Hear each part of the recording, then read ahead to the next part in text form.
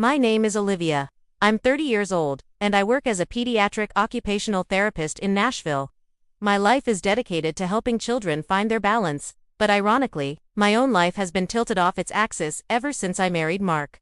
Mark is wonderful, but he comes with a shadow that he refuses to see. His mother, Deidre, is the kind of woman who views a boundary as a personal challenge.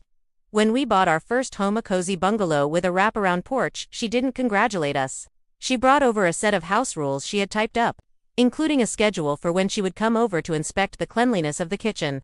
For 3 years, I played the part of the submissive daughter. I let her critique my cooking, I let her rearrange my linen closet, and I even bit my tongue when she told me my career was just a hobby until I provided her with grandchildren. Mark's response was always the same: "She's just lonely, Olivia. She doesn't mean anything by it. Just keep the peace." The peace was costing me my mental health. The breaking point came during the hottest week of July. Mark was away on a fishing trip with his dad, and I was working long hours at the clinic. I came home at 7 p.m., exhausted, only to find my front door unlocked. I walked into my living room to find Deidre and 2 women I had never met sitting on my sofa, drinking my expensive wine. They had moved my coffee table to the corner to make room for a bridge game. "Oh, Olivia, you're home late," Deidre said, not even looking up from her cards. The house was a bit stuffy, so I turned the AC down to 62. Also, your pantry was a mess, so I threw out all that organic junk. "It's a scam, honey." I looked at the trash can. Over $100 worth of groceries were sitting in the bin.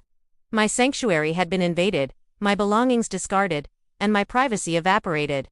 "Deidre, you can't just be here with guests when I'm not home," I said, my voice trembling with a mix of exhaustion and fury. "Don't be so dramatic," she huffed. "I have a key for a reason.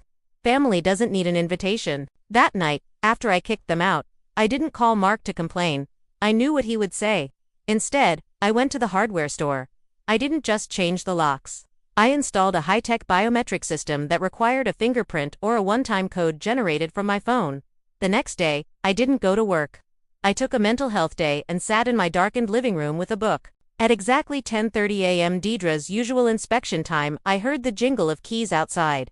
I watched the doorknob turn. Then I heard the scratching of metal as she tried her old key. Again and again. Then came the frantic pounding on the door.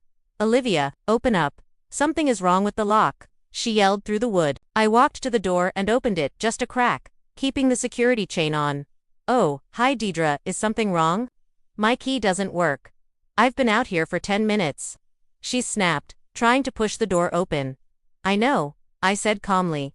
"I changed the locks yesterday. There was a security breach. Someone let themselves in and threw away all my food and held a party without my permission. I had to secure the premises." Deidre's face turned a shade of purple I had only seen on a beat. "That was me. I was helping you. Give me the new key right now." "I can't do that, Deidre. The system only stores to prints, mine and Mark's. And since Mark is the one who keeps telling me to keep the peace, I've decided that the only way to have peace is to have privacy." "You selfish, ungrateful girl," she screamed. "Wait until Mark hears about this. He'll give me a code." "Actually," I said, leaning against the doorframe, "I've already changed the master settings. Any unauthorized attempt to bypass the lock triggers an automatic notification to the neighborhood security patrol. So, unless you want to explain to the police why you're trying to break into my house, I suggest you go home and wait for Mark to call you." I closed the door and locked it. The silence that followed was the most beautiful thing I had ever heard. The following hour was a barrage of vibrations from my phone. Deidre wasn't just calling. She was manifesting a digital storm.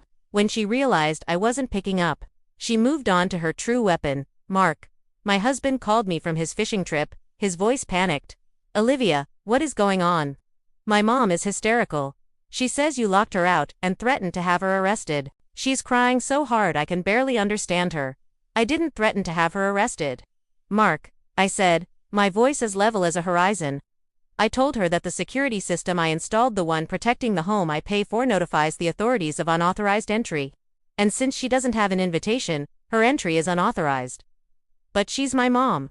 She's always had a key." "You're making me look like a bad son, and you're making me feel like a stranger in my own home," I replied.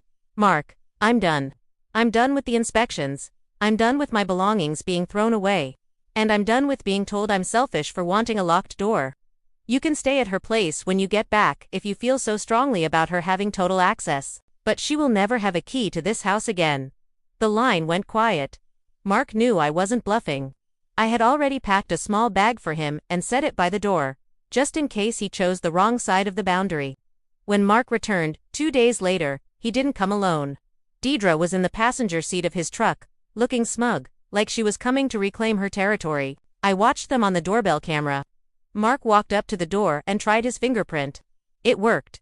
He stepped inside, and Deidre tried to follow him, her hand already reaching for the doorframe. I was standing in the foyer. Mark can come in, I said firmly. Deidre, you stay on the porch. Olivia, stop this nonsense. Mark pleaded, looking caught between two fires. It's not nonsense, it's a boundary, I said. Deidre, you told me that family doesn't need an invitation. Well, I'm family too, and I'm telling you that in this house, my consent is the only thing that matters. You violated that trust one too many times. Deidre began her performance. She wailed about how she had done everything for us, how she had cleaned for me, and how I was a cold, calculating woman who was stealing her son. I'm not stealing him, I said, looking at Mark. I'm giving him a choice. He can live here with his wife in a home that has privacy, or he can go back to your house where he never has to grow up. Which is it, Mark? Mark looked at his mother, then at me. He saw the suitcase by the door. He saw the look in my eyes, the look of a woman who had finally found her balance and was unwilling to lose it again. Mom, Mark said, his voice cracking slightly. You need to go home. Olivia is right. You can't just come in whenever you want. I should have said it a long time ago. Deidre's jaw dropped.